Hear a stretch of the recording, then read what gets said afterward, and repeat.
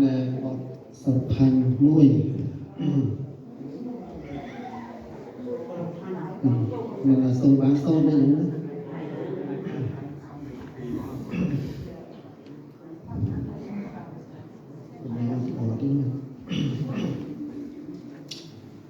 សូមថ្វាយបង្គំ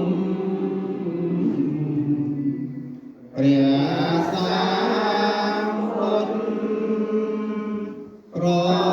សើរបំផុតក្នុងលោកជាគ្រូនៃមនុស្ស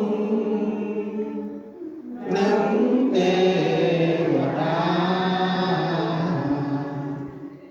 ទ្រង់ត្រាស់ទេសនាប្រដៅសត្វចង់កលឲ្យបានលើកណ្ដាលមាគាត្រតាអាចកំចាត់ទុំភ័យចង្រៃឲ្យចាយបាត់អាចកាន់សង្សា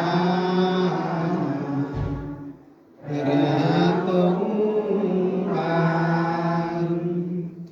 សាសនាព្រះអង្គនៅសពថ្ងៃសត្វមាននិស័យពីបុរាណប្រឹងរៀនប្រឹងស្ដាប់ចេះចាំបានកាន់តាមលំហាបានក្តីសុខចិត្តមានសុខណា